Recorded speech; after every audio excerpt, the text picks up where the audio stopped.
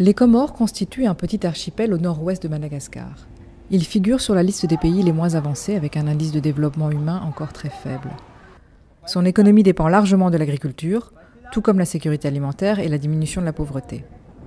C'est l'un des pays émettant le moins de gaz à effet de serre au monde, et pourtant, comme nombre de pays insulaires, les Comores sont fortement vulnérables au changement climatique. En termes de changement climatique, on assiste vraiment ces 10 dernières années à une sécheresse prolongée. Néanmoins aussi, nous assistons aussi à des précipitations qui sont irrégulières et qui sont parfois fortes, qui provoquent vraiment des inondations et que ces inondations arrivent certainement à détruire une partie de la production agricole. Et nous assistons encore, ça c'est important, à un phénomène, ce qu'on appelle des déboisements. Ce qui expose ces agriculteurs à une forte érosion au niveau du sol. Et aussi quand l'érosion, donc c'est la couche arabe qui est entraînée vers le bas et un appauvrissement quand même de la terre, qui dit appauvrissement, diminution de la production agricole, diminution des revenus monétaires et vulnérable à la pauvreté.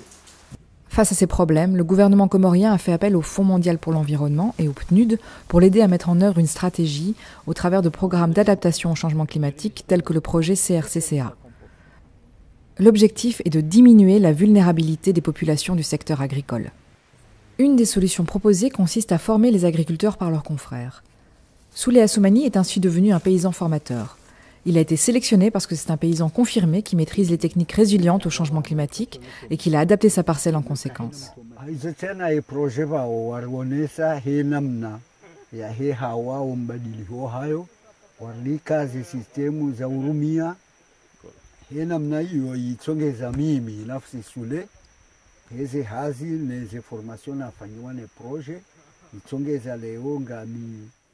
Mlimaji wa boneso yatongeza wandu waluona zihazini fanya rumale shamba linu mfano wa madomu kazoze kurbu de niveau na ulirtie minanasi ili ritie mvu ila kurbu de niveau ili rezie maji wa mrengo ye arwi itongeza izo pia e projet warusaidia ili rihifadhi wa ulanga ni ardhi ili ardhi ibaki ki ardhi njema ya kufanya hasi.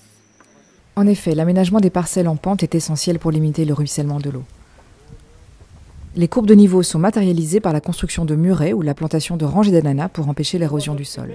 C'est avec ces deux outils qu'on utilise pour pouvoir tracer le courbe de niveau.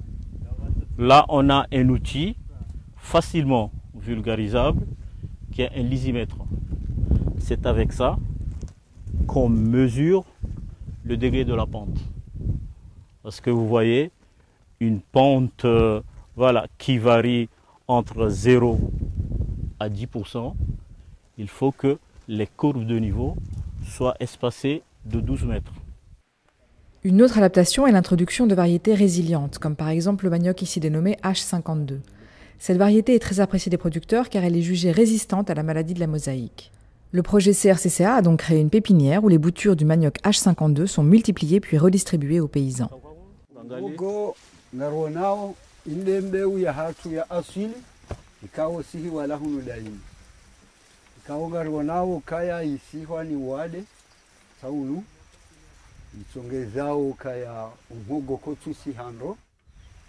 Ngeawe mavuna kasushilo bariki.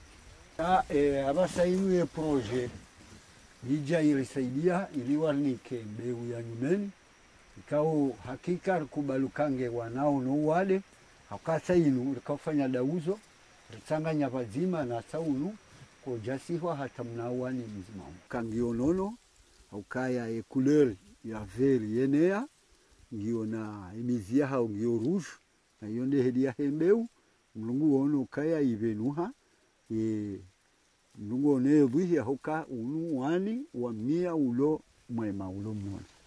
Enfin, pour lutter contre les périodes de sécheresse ou de précipitations irrégulières, le projet CRCCA compte vulgariser une méthode de gestion de la ressource en eau par un système d'irrigation.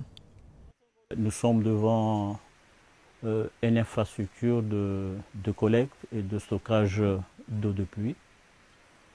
Étant donné que ici dans l'île de la Grande Comore, on n'a pas d'eau de surface, étant donné que la saison de pluie commence à se raréfier, à diminuer. Alors ce genre d'infrastructure nous permet de collecter, de stocker l'eau de pluie pour pouvoir par la suite faire de l'irrigation agricole. Kao rijal fanyale bonesolinu lahe enyungu ya majinu ikao ritia hauzimu siwala eziwalo zahatu haunosiza hamna tone wa maji haini mnaimea risari fanya dauzo rihundukaya mwengoni mweze faida jozi hunda uharuma le dimalahatu kazi hazizinu zifanyiwa haruma emazamba yatu. Ces initiatives sont quelques-unes des solutions proposées dans 6 zones d'intervention identifiées comme vulnérables. L'espoir est que l'ensemble de ces solutions permettra aux populations les plus vulnérables d'améliorer leurs revenus et de résister aux aléas du changement climatique, présent et à venir.